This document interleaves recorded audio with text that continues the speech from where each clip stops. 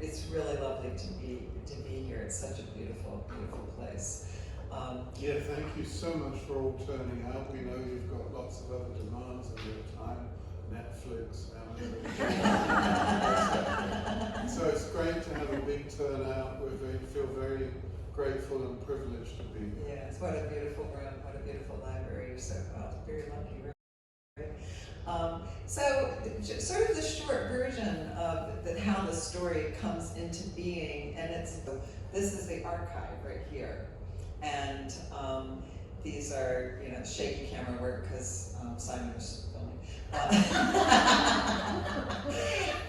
and he was in England where we spent half the year, and I said, get your butt to Paris and go do a pre-interview with Michelle and see if this is worth our while.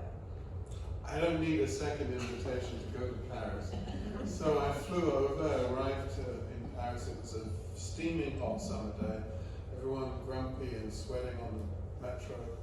What is Paris? I traveled across to Montmartre, where Michelle lives, found the square at Clignac Court, beautiful leafy square, climbed the stairs, rang the bell, and this absolutely fresh 92-year-old, immaculately dressed in a white pantsuit, super elegant. She's French, she's a Parisian, of course she's super elegant. She shows me in, and there's a big dining room table covered in photographs, letters, documents, and all of that. And family photos on the wall, including Annette's father and Maurice. And I sat and interviewed her for 2 hours, 3 hours. She was indefatigable, had the most extraordinary memory, and she was also very honest. She couldn't remember, she said, I can't remember. But she remembered nearly everything. She would just transport herself back to 1942. And at the end of 3 hours, I thought, wow, we have got the most amazing, heartbreaking, beautiful story on our hands. We got an advance, and the rest is history. So, part of the story takes place in COVID Paris, and it's one of these little asides. We were in England during COVID and had done lockdown, and my plan was to come back to America and see my dad, who lived up in P-Town, who was ill, and then spend the fall in Paris interviewing Michelle when things had calmed down a bit. And the EU said they were going to close the borders to Americans. And then in the middle of the night, I woke up and I heard this voice going, they're going to close the border to Americans. And by the time he woke up in the morning, I had changed my plans. So 5 days later, we had just gone through passport control, literally, in the line for the channel, and the EU announces they're closing the border to Americans in 5 hours. So I couldn't leave until we were done with our work. And I will say, Simon is not only incredibly handsome, and yeah, right. He speaks fluent French and German. Yeah, she jokes that's the only reason she took me on board. And Michelle does not speak English, so he did the heavy lifting. I read French. I speak it really badly. And Parisian French is like New York English, right? It's like fast and nasal. So anyway, we went to Paris and we were there for the long haul till we could finish.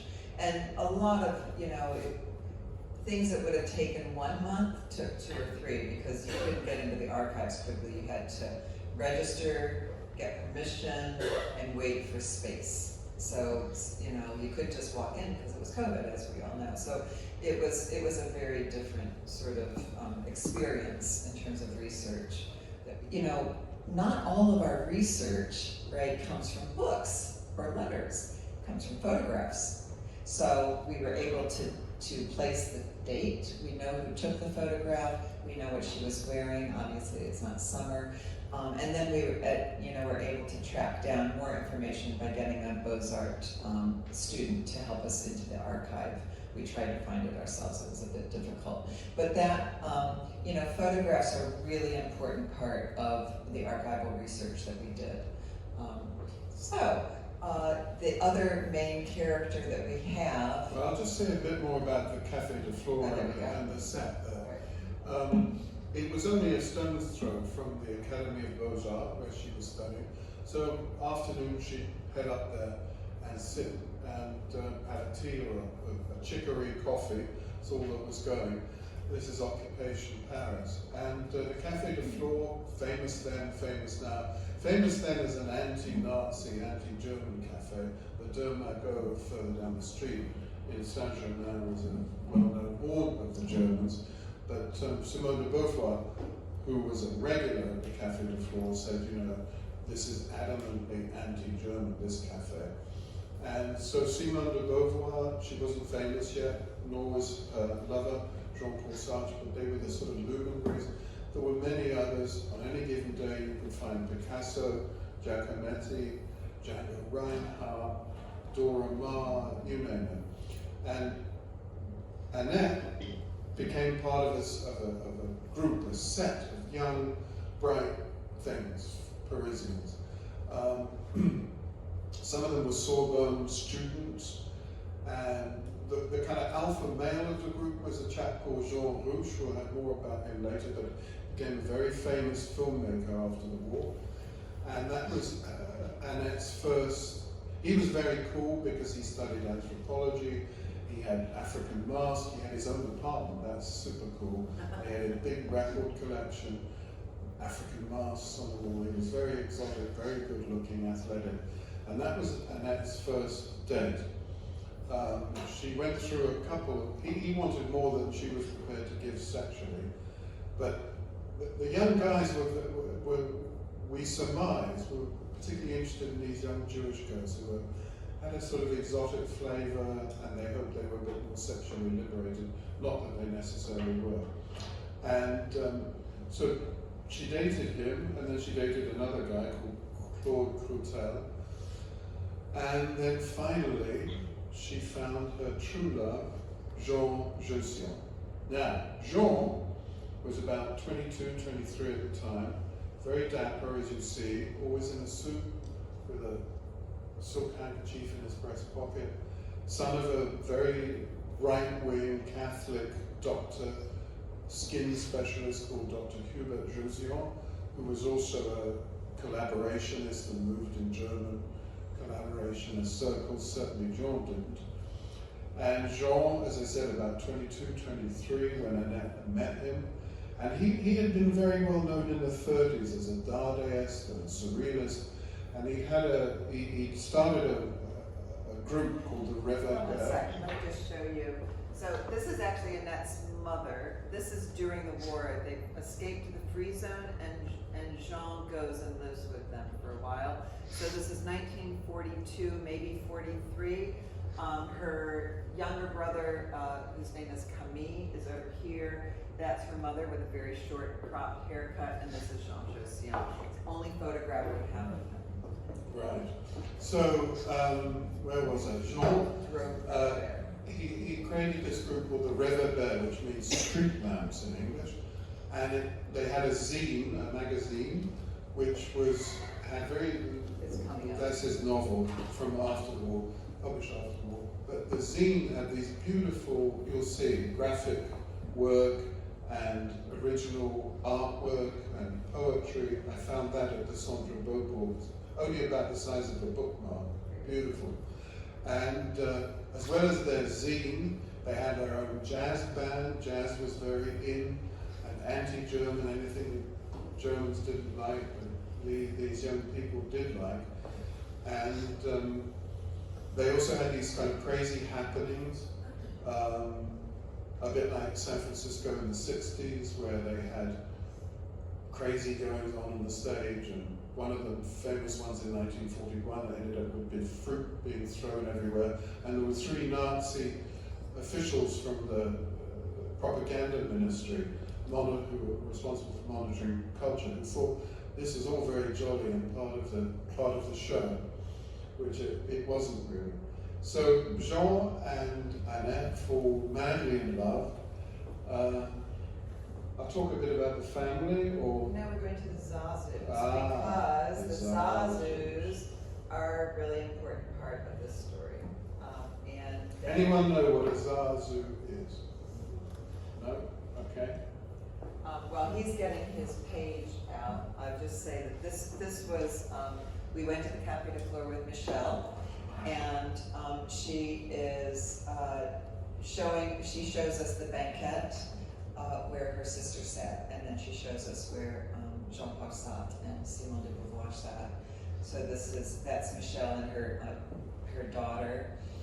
And Simone, it says a lot about Annette, Simone de Beauvoir wrote about them in her memoir after the war, Crime of Life, and she remembered Annette very fondly. She wrote a beautiful paragraph called The Empty Seat, where she says these young people who once sat here, the banquette is now empty, and they represent all the others who have disappeared. Right. So I'm just going to point out a few things. So you're going to see a few images of zazus. Not all of them are Parisian zazus. It was also a movement in the States in the 40s. But this is Annette, and Michelle and she made this dress together. Annette designed it herself. Brown and white check was, for some reason we couldn't find out, something to do with zazus. Maybe it was hard to get, and that's why they did it. Anyway, lots of fabric. There was fabric rationing going on.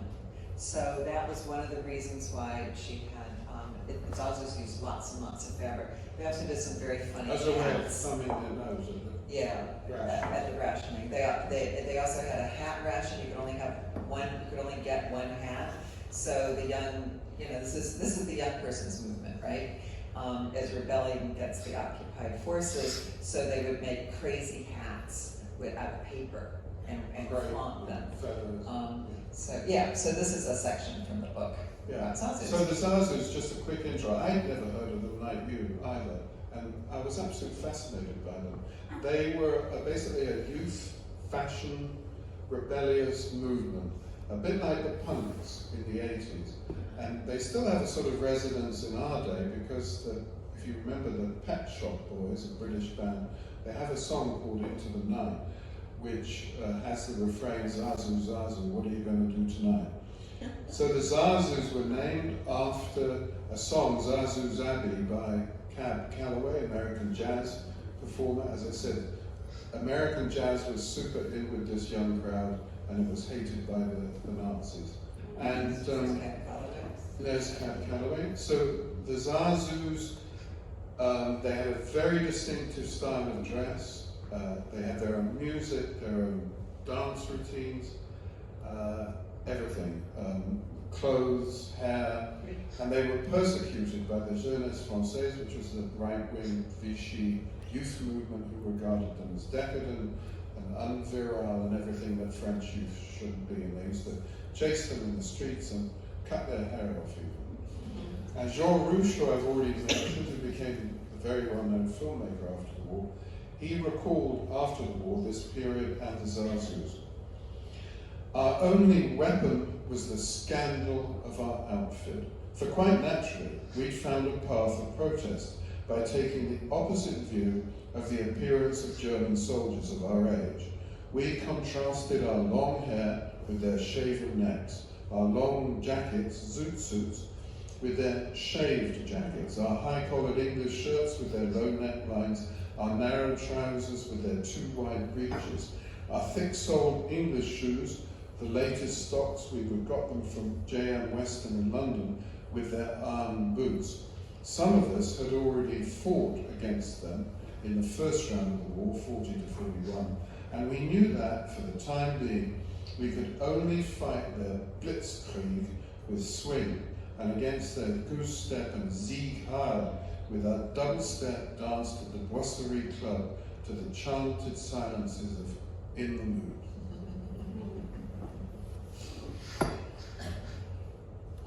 But it's not in color. And it's wonderful to see the ink that she used because it's probably watered down. Gouache. Yeah, or from a fountain pen, right? Because it was so hard to get supplies back then. And she loved blue. She had a real thing for blue. And this is actually photograph of her that she took into the dark room and manipulated sort of a la Man Ray. And she would have done, it would have been in 1941 when she was hanging out at the pool. Because this is the swimming pool where she used to take her siblings, that Michelle and her younger brother Camille. So here is one of her letters, and of course she's not only sending codes to Charles, she's trying to entertain him with her life. So every Friday, her mother gets on a train and goes for visiting hour, 1 hour. This is like a 7-hour journey by train to Bordeaux. And she goes and her mother takes food, books, and Annette's letters. She writes a letter a day to her brother. And this is, so what happens when parents aren't around? All the kids show up at the apartment without the parents. As we say, the Zelman house was an open door policy. The apartment block, all the kids came. And it was always called the Zelman Circus. And the circus ringmaster. You're about to hear about the circus. With Caleb gone and Maurice peddling his wares on the street, Annette was the only adult in charge of the house. A kind of hell, she writes, populated by children of all kinds who scream, play basic matches, bang on the port piano, open all the drawers, play the flute with equal inexperience, make pancakes in the kitchen, send love letters to each other, and learn to walk on roller skates all day long. Her sister recalls, we roller skated up and down the hallway and out on the sidewalk, and they went up and down the stairs in roller skates. And we drove Annette crazy. Annette's letter is a play-by-play account of her life under the occupation, not of Germans, but of unruly children, a comical version of Lord of the Flies. Without parental authority, the house was entirely under Annette's surrealist version of supervision, an oxymoron. So she writes this whole letter, and as she's writing, she keeps writing, shut up, right? Because she has to stop and scream at the kids to shut up. It's absolutely hilarious. It's so funny. And she, it goes on, and she does throw dialogue into her letters quite a bit. So she's eloquently, she was able to eloquently, finally the children go outside, she was able to eloquently tell Charles just how much she really missed him. Pausing, she became aware of an acrid and heavy smoke spread throughout the house, which doubtless came from some kitchen in the courtyard. Living in an apartment block is so annoying, especially with thoughtless neighbors who leave the cook around, thereby disturbing my thoughts and musings. Annette opened the dining room window. Where is all that smoke coming from? She screamed into the courtyard. Who are the stupid, clumsy cooks who let their food burn on their fires?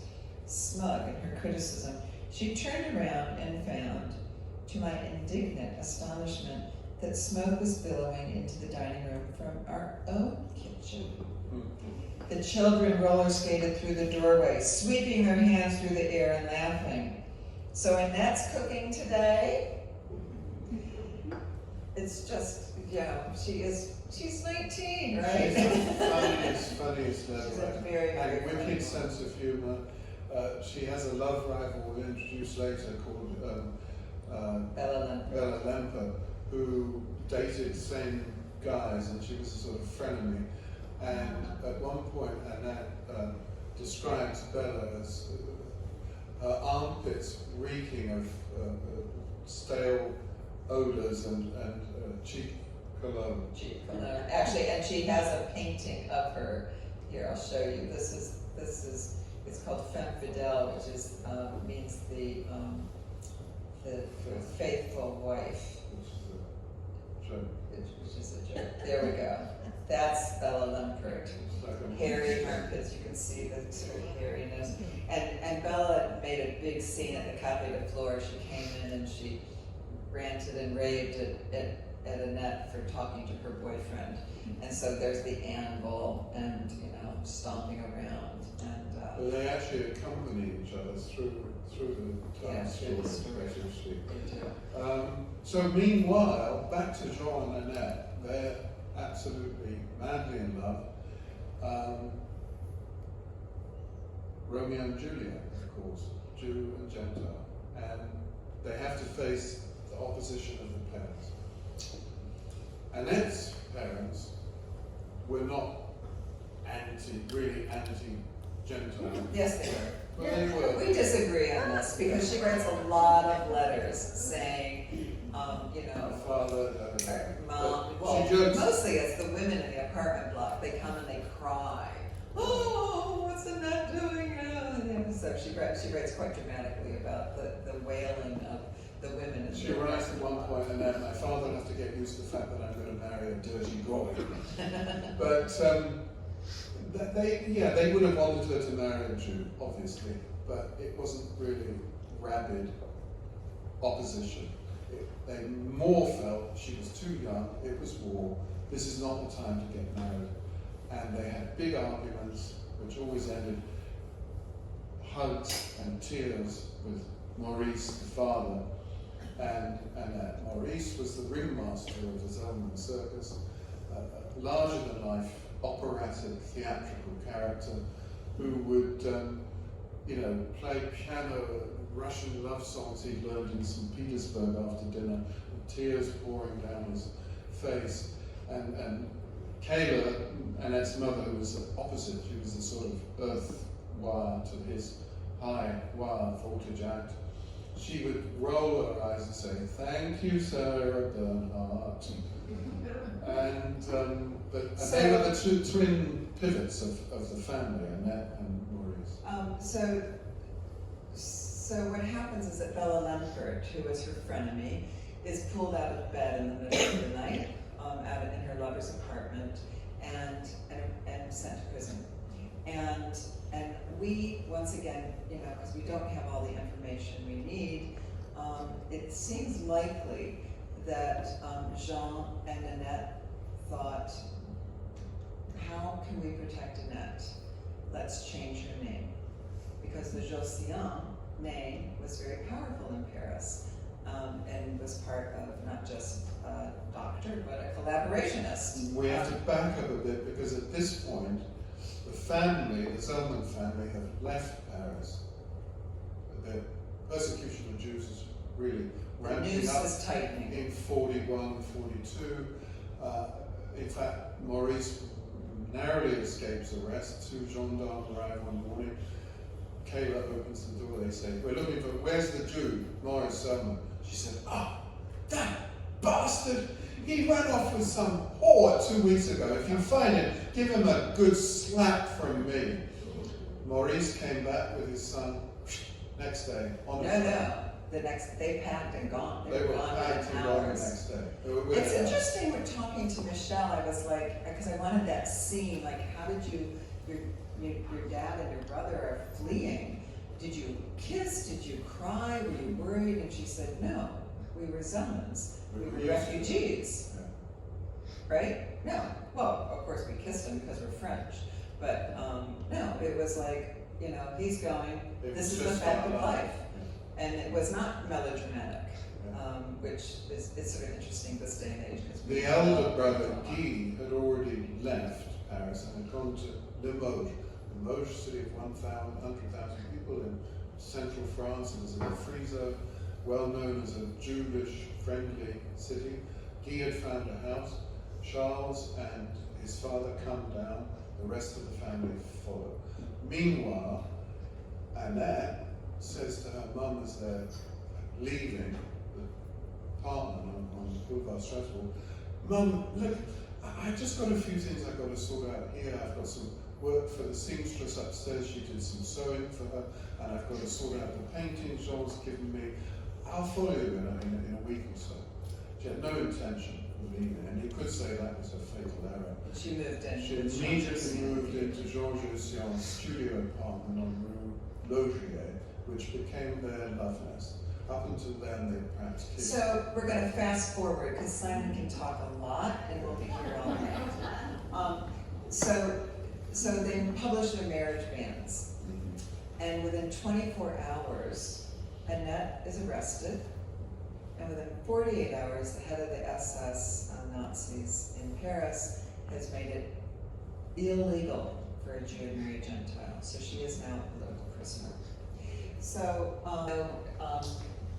National Geographic writers are taught to do is field research. And so one night, this was one of the things that we did, is in the middle of the night. We're taught at National Geographic we've got to feel the world of the noodle seller on the corner of the street in Saigon, what he wears, how he lives, what the street's like, what the food's like, what the weather's like, and experience the world so our readers can experience the world through his eyes. And we've tried to do that. And it's great. It is. So we took, we figured out pretty close to the route that they would have taken.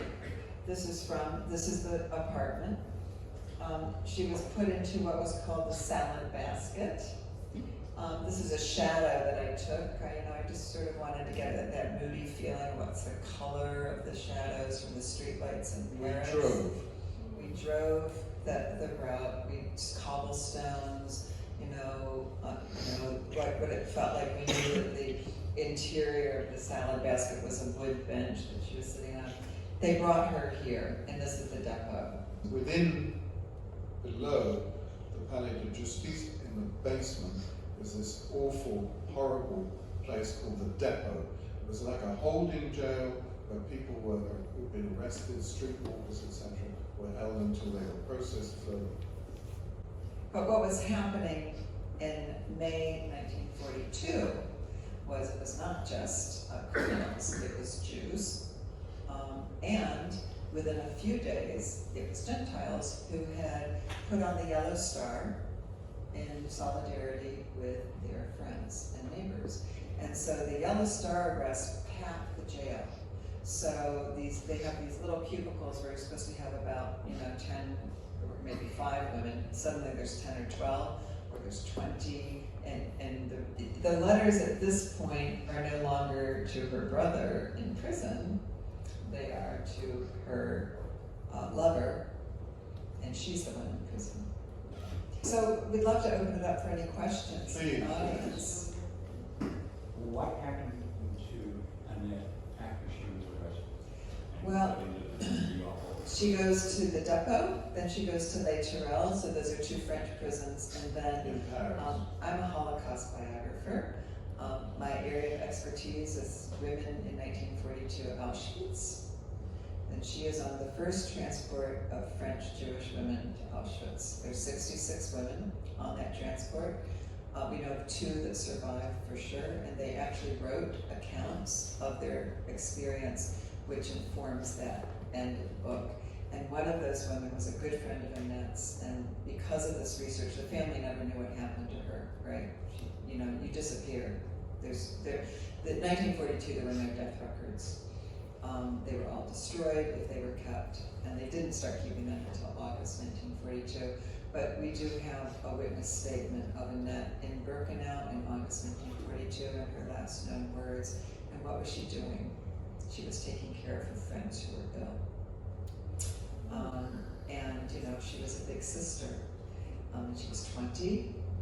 We know that Bella Lempert dies in September 1942, so is Ida Levine, who's one of Annette's best friends. My gut is that 2 of Annette's best friends, Sonia and Ida, were very, very ill, and I just have a feeling that she went to the gas with them, so that they wouldn't be alone. A lot of people did that. A lot of people. We'll never know. But we will never know because there's no death. There's no death date. I will say that part of my work and in the book, in the insert, there are photos, and I did a lot of research. In the Jewish tradition, there are 3 deaths. It's the physical death, right? Then there's a burial, and then there's the last time your name is spoken. And I add to that the last time your face is witnessed. And so we have deportation lists, right? We have all of these names. So during the Auschwitz memorials, they will read all those names so that we are never forgotten. But these women, I found their faces, and and that's what I try to do. I spend a lot of time finding the faces of women, young girls, who didn't survive, who have been disappeared. You know, my film, my documentary, which is based on my book 999, we've changed the title to The Forgotten Girls of the Holocaust. So here's this young woman. She's a redhead. She's an Algerian Jew, and she taught in the prison. She taught everybody belly dancing. They entertained each other. They taught each other Yiddish and Russian, and you know, you had nothing to do all day. So they formed this really great sort of educational sisterhood. Anyway, Alice Henney is arrested for using the public telephone, and she's taken to prison in her evening gown. Tamara Iserly, she was arrested for getting on the wrong metro car. Jews had to be at the end of the metro car, just like in our American apartheid system, get in the back of the bus. She was a Sorbonne student. She was a medical student. She works in the hospital in Auschwitz, trying to save lives, obviously, because she's a medical student. She dies of typhus. And then one of my favorite women is, her name is Elise, and she and her mother are arrested for going to the mayor's office to get their yellow stars, and they're arrested for not having their yellow stars on, and they both died the same day in Auschwitz. And so a lot of my research is sort of pulling those threads and attaching them, because the Yad Vashem archives have parts, but if you put it into a narrative, then it becomes actually much more dynamic, much more real.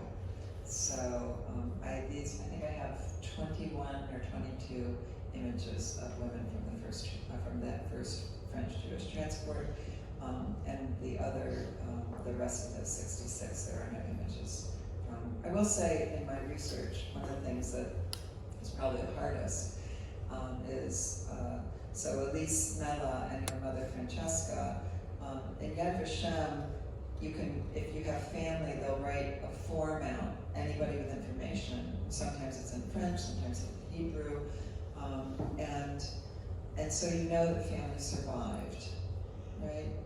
Bella Lemberg, there's nothing. And her parents, her boyfriend goes to her parents and says to them, you have to go to the free zone. Bella's been arrested, when they are deported, and the family says, we're going to wait for Bella to come back, and of course she never does, and they are deported, and they're old, and they don't make it. So, thank you so much. Thank you so much. Well covered. You've been our biggest crowd.